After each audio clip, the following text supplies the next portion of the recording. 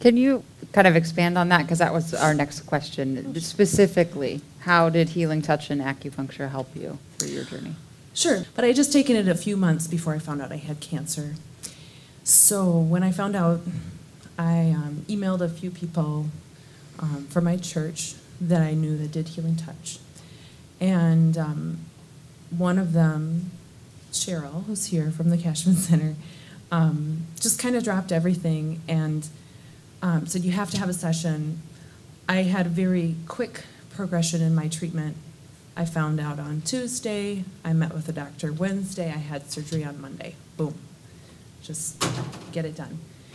But I had a lot to process, and I had healing touch. It's an energy therapy of clearing energy from your body and opening the energy centers of your body. So I had healing touch before surgery, and eventually added acupuncture, and we kind of created a plan where I would have acupuncture the day before chemotherapy, so I would be as strong as I could be right before all those chemotherapy drugs, and then I would have healing touch 1 week after, and every week, healing acupuncture, healing touch, acupuncture, healing touch. For me, it was how I dealt with all of it. I had a baby at home, I had a little boy, a preschooler at home, had a lot to keep together, as any cancer patient does. But I remember going into one healing touch session in particular, but it happened again and again with both therapies.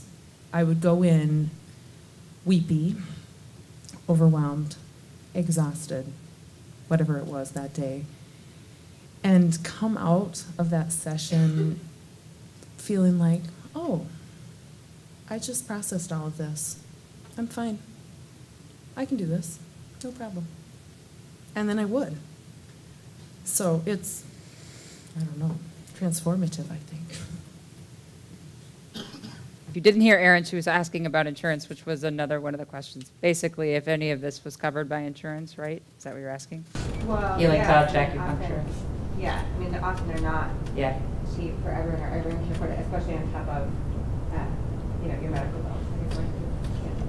Yeah, so it's important to know about other options along this line. Number one, here in town, Pathways is worth checking out. pathwaysminneapolis.org, and they have a brochure outside.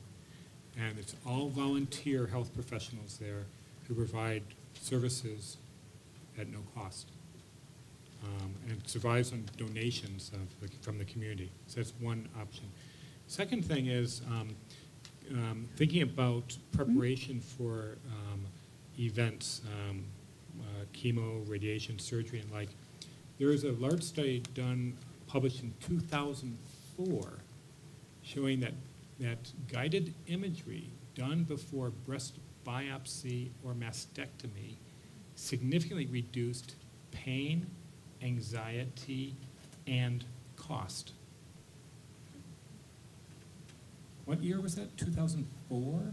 And it had 200 people in it, randomized, double-blind, placebo-controlled trial. Or you say, oh, Plotnikoff, there is a radical in you, isn't there?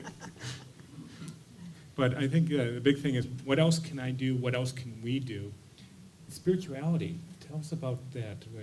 It's come up a couple times, and I think of every illness being a spiritual crisis and an opportunity for spiritual growth as well. And so I'm wondering, in your role in pastoral care, what you would answer the question about what else can be done. Well, I think one of the things that we're starting to catch on to in our world, in our culture, is that, and it shows as practices like Cashman Center and others become more integrated, is that we're integrated people. We're not compartmentalized. We're physical, we're spiritual, we have a soul, we have a mind, and it all works together. And so it all has to be treated, and it can be really easy to overlook. And also on the level of spiritual, it can be real easy to think, well, I'm not religious. A lot of people aren't religious. Everybody's spiritual. We all have that part of ourselves. If one is connected with a faith community, that can be an incredible source of support.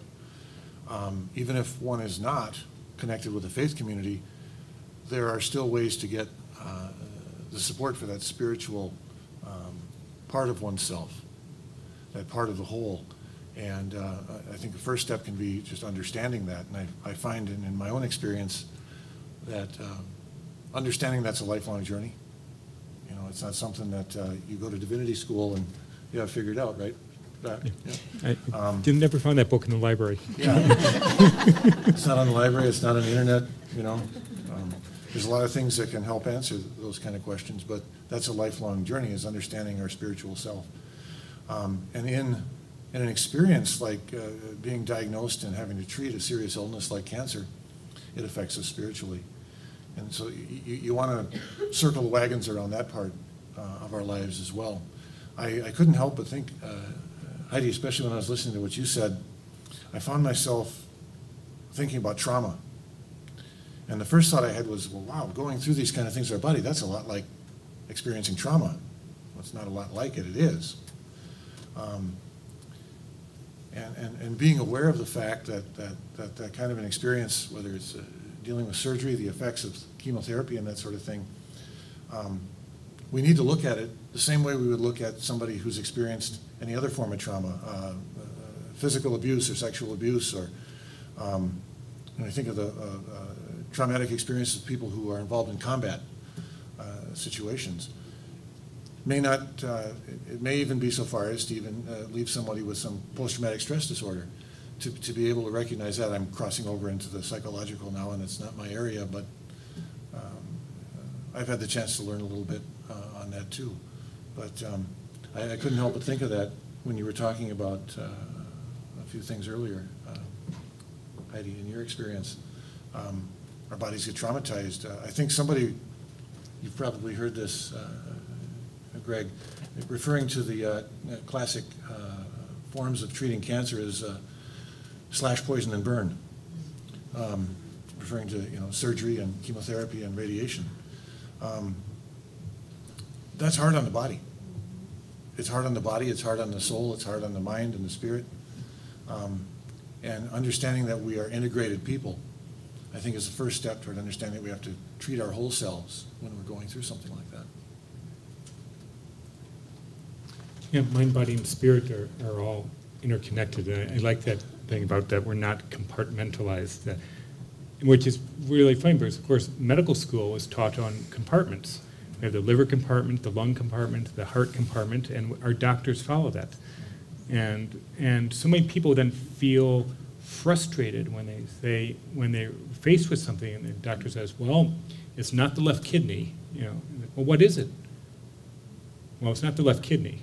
So it goes to someone else, well, it's not the right atrium, it's not, and people kind of fall into this kind of like, well, it's not in my organs, so therefore, well, in fact, actually, maybe it's in all the organs, and we need to take a look at that.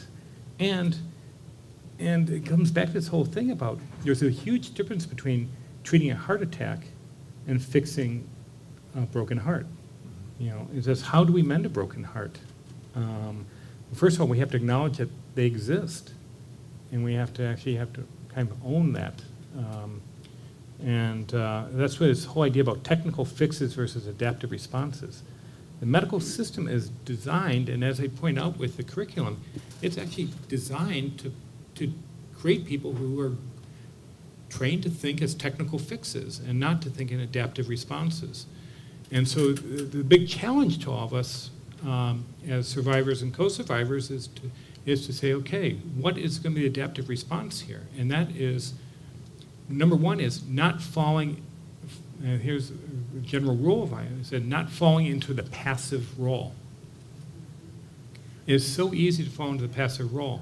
When you hear a word like provider, you should cringe. That is a one-way street.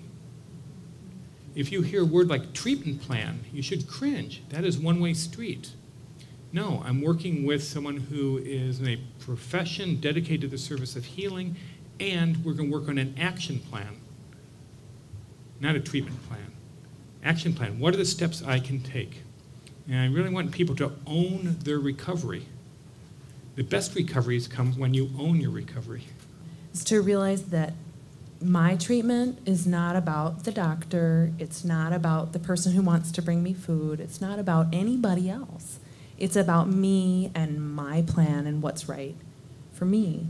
And if you have that in the forefront of your mind, then it becomes easier to say, oh, well, you know, I'm not really comfortable with this. Can you help me figure out how to be comfortable with X, Y, and Z? Is there somebody that can, whatever, you know, just asking for what you need really takes you pretty far. My concern is, I say, okay, here's a practical thing. Bring a friend. And bring a friend who can sit back and analyze the situation and not get drawn into the vortex and ask the questions for you. And bring a tape recorder.